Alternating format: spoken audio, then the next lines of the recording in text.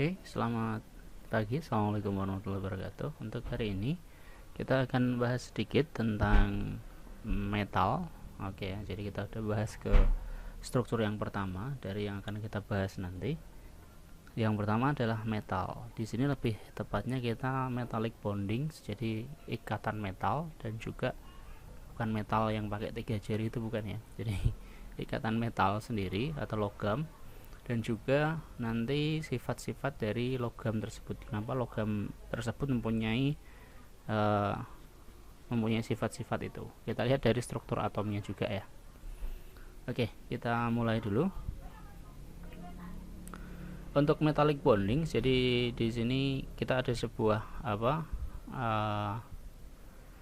jadi ini metallic bonding itu dia ikatan metal ya. Jadi ada sebuah proses ikatan. Jadi kalau misalnya kita belajar dulu, kita ada ikatan ion ya, ionic bondings. Oke ya. Jadi berdasarkan ada ionnya ya. Jadi berdasarkan dari ionisasinya, dia negatif atau dia positif, nanti dia akan terjadi sebuah ikatan. Nah, ikatan ionics ini itu biasanya terjadi antara metal dengan yang non metal. Satu lagi ikatannya adalah ikatan yang covalence. Oke ya. Jadi ini dia merupakan ikatan yang ceritanya dia setara. Kalau yang ini kan dia untuk yang ionics dia kan nggak setara ya. Jadi antara ada yang negatif, ada yang butuh, ada yang lebih. Kalau untuk yang covalence bonding itu dia setara, sama-sama strukturnya sama. Jadi biasanya lebih kuat untuk yang ikatan yang covalence-nya. Jadi misalnya dia kayak ini contohnya, ada untuk yang Cl, dia punya kulit luarnya dia ada 7 dan satu lagi juga ada 7, maka terjadi dia ada covalent bonding. Ini terjadi antara non metal dengan yang non metal. Nah, untuk metallic bonding sendiri itu terjadi antara metal dengan metal atau logam dengan logam. Jadi misalnya Fe dengan Fe, dan tadi ada Cl dengan ada contohnya di sini ada itu ya, ada Na dengan Na dan sebagainya. Nah, untuk yang metalik sendiri, untuk struktur atomnya itu metal itu sangat rapi ya. Jadi kalau misalnya kita kemarin udah untuk yang di pertemuan sebelumnya kita membahas bahwa struktur metal itu ada seperti kubus, kubik dan sebagainya. Oke ya, jadi kubus yang rapat, ada kubus yang agak kopong dan sebagainya. Tapi pada intinya mereka itu membuat sebuah struktur yang rapi sekali. Jadi antara satu dengan yang lain itu ada jaraknya dengan jarak yang sama. Oke ya. Nah, karena di sini dia itu bentuknya sama semua dan tidak ada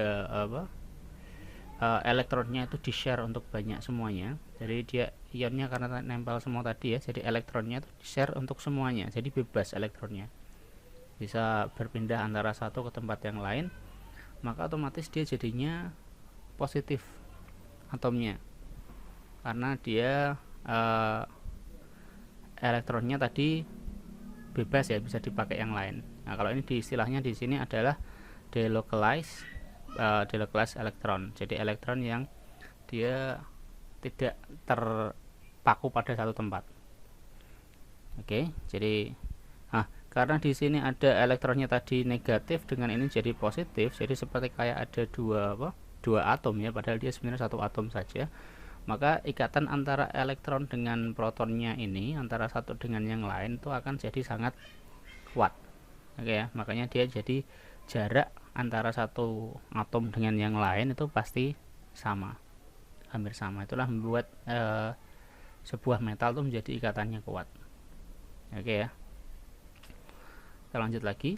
Nah, makanya juga bentuknya bisa jadi, kalau di sini tulisannya regular structure, itu berarti dia bentuknya tuh regular atau bukan biasa ya. Regular tuh di sini lebih ke rapi, rajin gitu strukturnya.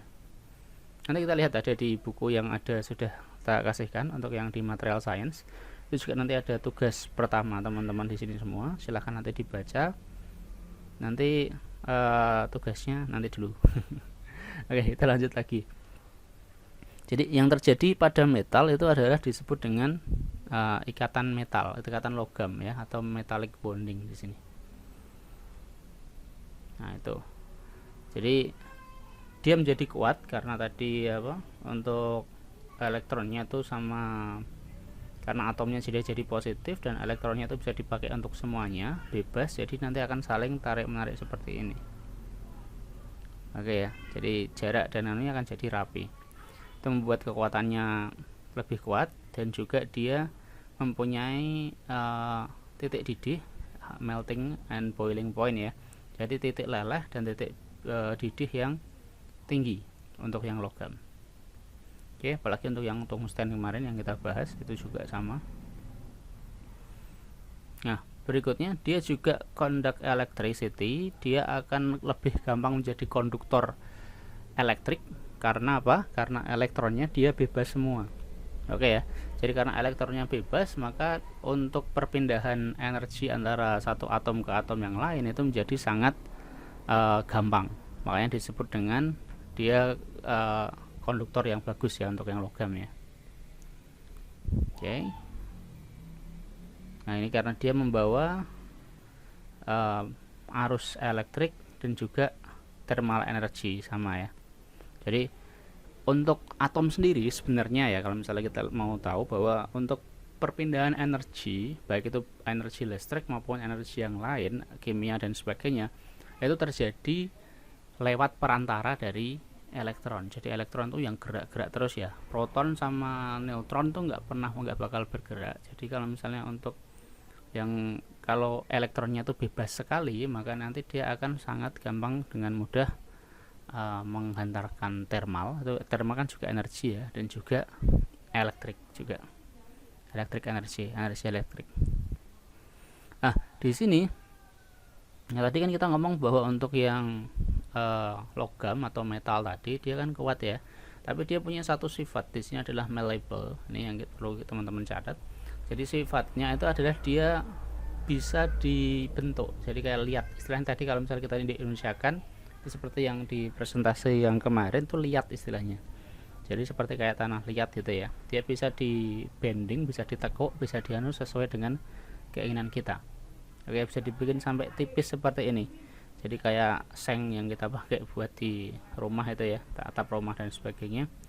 Jadi dia salah satu sifatnya adalah malleable. Jadi dia punya strength tadi, punya high melting sama high boiling point, sama juga malleable. Malleable ini dia tadi lihat. Oke, kenapa dia bisa lihat padahal tadi katanya kuat ya? Itu karena strukturnya dia itu reguler tadi, sama. Jadi antara atom dengan yang satu yang lain tuh sama ya. Enggak, jadi karena sama antara ini dengan yang lain, jadi ikatannya sama antara satu dengan yang lain, maka dia bisa bergeser atau istilahnya di sini sliding ya. Jadi dia sliding ke kanan ke kiri atau mungkin ke atas ke bawah. Jadi modelnya dia sliding antara ikatannya. Tapi bukan berarti dia langsung yang misalnya dari titik satu ini pindah ke sini enggak, tapi dia modelnya sliding satu. Karena dia terikat. Kayak misalnya kayak Rubik kalau misalnya kita bahas ya, kalau kita bayangin. Tapi Rubik dengan yang lebih banyak lagi. Enggak cuma muter-muter tapi juga bisa geser.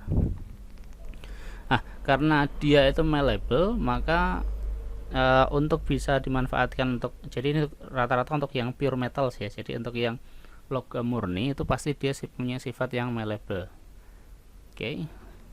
Sekarang kalau kepengen kita bikin yang lebih kuat lagi ya kan, nah itu kita mencampur metal tadi, campuran tadi. Jadi ini untuk yang kalau kemarin kita bedakan bahannya itu yang untuk yang komposit. Oke ya, komposit itu dia alloys, ini menggabungkan antara dua metal yang berbeda. Kalau tadi ini yang sama ya, atau mungkin dengan metal dengan yang non metal. Untuk yang biasa kita pakai itu karbon bawahannya. Oke ya, jadi untuk yang sedikit jumlahnya juga, terus ukurannya juga beda. Jadi kayak dipaksa masuk, atau misalnya bahasa Jawa itu diseselke gitu ya. Jadi untuk yang ini contohnya gambarnya, untuk yang Fe tadi yang seharusnya dia bentuknya rajin, karena dia ditambahkan dengan karbon, maka nanti dia akan ada pergeseran, ada seperti ini. Karena dia ada seperti ini, maka nanti dia akan susah untuk bergeser. Oke ya, karena dia bentuknya udah nggak rajin lagi, karena ada tambahan karbonnya yang berbeda ukuran juga, maka nanti dia akan susah untuk bergeser. Oke.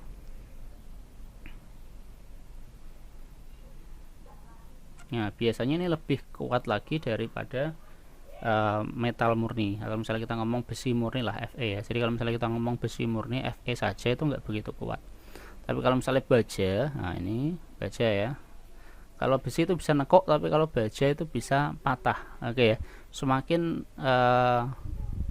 kadar karbonnya itu semakin banyak, maka nanti dia akan semakin brittle, atau istilahnya itu dia gampang patah. Oke ya. Brittle tadi itu juga salah satu jenisnya, salah satu sifatnya juga. Jadi bisa patah kalau misalnya dia semakin banyak karbon yang dimasukkan. Ya, jadi baja atau steel ini itu merupakan gabungan antara Fe dengan C. Biasanya nomor bajanya itu juga berdasarkan dari jumlah karbon yang ada di dalamnya. Oke, jadi tugas teman-teman nanti adalah untuk mencari contoh alloys. Oke, jadi silahkan cari contoh alloys yang sudah ada di pasaran, yang sudah kita pakai. Silahkan cari di Google, enggak apa-apa. Nanti cari misalnya untuk suatu alloy tertentu, itu campurannya apa dengan apa, persentasenya berapa dengan apa. Kalau misalnya ada informasi yang lain yang mau ditambahkan juga boleh ditulis, enggak apa-apa. Oke, tugasnya nanti silahkan ditulis di kertas. Oke ya, jadi di buku catatan masing-masing, jangan di selembar kertas tapi di buku catatan masing-masing, terus di foto, dan habis itu nanti dimasukkan ke Kolino. Untuk tugasnya nanti saya buka tugasnya nanti minggu depan. Oke ya, silahkan cari minimal 10 jenis alloys atau gabungan tadi, komposit yang sudah ada antara metal dengan metal atau metal dengan yang lainnya yang biasa digunakan. Oke, yang perlu dimasukkan infonya adalah nama alloysnya tadi, terus kadar campurannya, ya kan, misalnya berapa, ini berapa persen, ini berapa persen. Terus yang ketiga adalah fungsi atau kegunaan, biasanya digunakan untuk apa dan apa. Oke ya, 10 minimal, tulis di buku catatan dan di submit ke Kolino next time. Oke, terima kasih untuk hari ini, semoga bermanfaat. Assalamualaikum warahmatullahi wabarakatuh.